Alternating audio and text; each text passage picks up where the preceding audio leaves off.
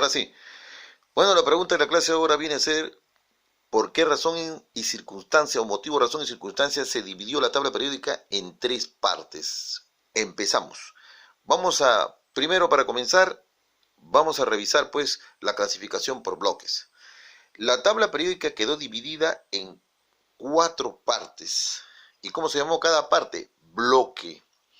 ¿Y por qué se le llamó bloque? Por la configuración electrónica. Resulta que los elementos que terminan pues en S1, los elementos que terminan su configuración electrónica en S2 pertenecerán al bloque S. Los que terminan en F1 hasta F14 al bloque F. Del 1 al 10 al bloque D y del 1 al 6 al bloque B según el reglamento de Siemens. Entonces, la nueva notación para ubicar a un elemento en la tabla periódica actual sería esta, ¿no? Bloque periodo. Así, por ejemplo, el organezón sería del bloque P6 del periodo 7, ¿ok? Listo. Ahora, ya que estamos hablando de la configuración electrónica, vamos a aprovechar para poder explicar dos puntos que nos estaban llamando bastante la atención. Uno, los elementos que son huérfanos, o sea, los que no tienen familia, y los elementos de transición. Empezamos con los elementos que no tienen familia. Nos referimos ¿a quién? Al hidrógeno y al helio. Estos están en el grupo 1 y 2. Pero ¿qué pasa? Ahora podemos saber nosotros por qué el hidrógeno está acá, que no tiene propiedades similares con todos. O sea, ese es el patito feo del grupo. Este elemento está ahí por su configuración que termina en S1. El helio también está ahí, pero él, gracias a Dios que encontró buscando a lo largo y hasta el final del bloque, encontró a su familia. El hermanito del hidrógeno llegó acá y encontró a sus hermanitos que están acá, toda su familia, ¿no? Helio, neón, argón, criptón, xenón, radón y organezón.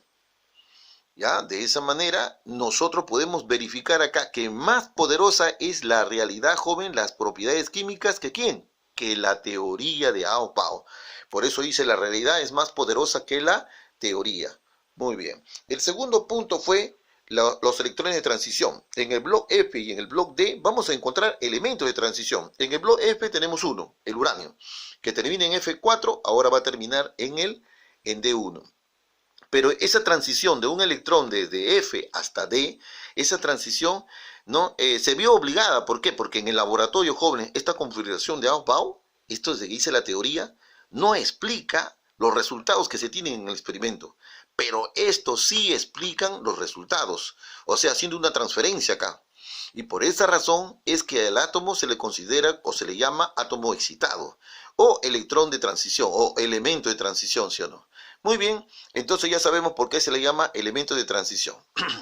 Otro detalle importantísimo acá es que toditos estos elementos que terminan en F, en realidad como terminan en D1, van a pertenecer al bloque D1, que es el grupo 3. Por eso que el bloque 3 tiene esta forma y está constituido por 32 elementos, ¿sí o no? Ya sé que es verdad que algunos de los Fs terminarán en D, porque no todos terminan, ¿no? Pero por culpa de uno, pagan todos. Por eso que todititos se consideran elementos del bloque D1. Muy bien, ahora aclarado eso, ahora nos vamos a la pregunta, ¿no? ¿Por qué motivo, razón y circunstancia la tabla periódica se dividió en tres partes iguales?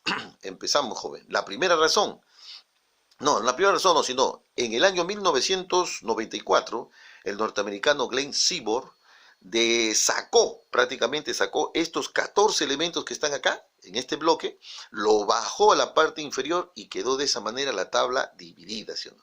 En tres partes. Pero como se bajaron los actínidos, toda esta familia que se llaman la familia de los actínidos, entonces se vio obligado también a bajar lo que están arriba. Ahora vamos a ver las razones. Previamente miremos ustedes qué bloque bajó, mira.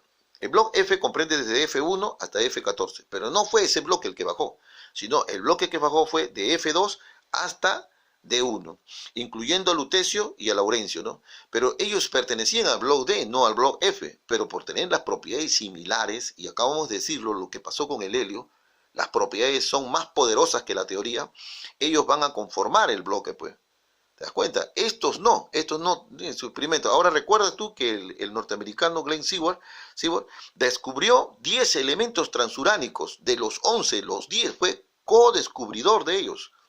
¿Ya? Y eso lo hacía pues a él prácticamente el autor pues de esa familia, ¿no? Él fue el que le puso el nombre de los actínidos. Y por eso, como él es el dueño de la familia, lo bajó a la parte inferior y todos aceptaron, ¿no?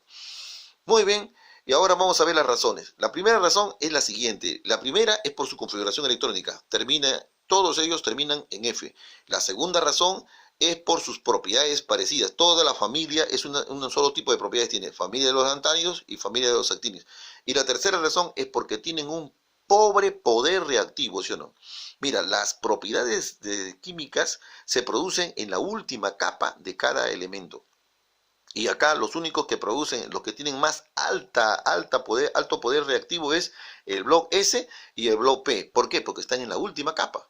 En cambio, el bloque D están en la penúltima capa, o sea, son menos reactivos.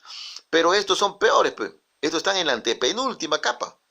Por esa razón que ellos muestran un pobre poder reactivo, jóvenes.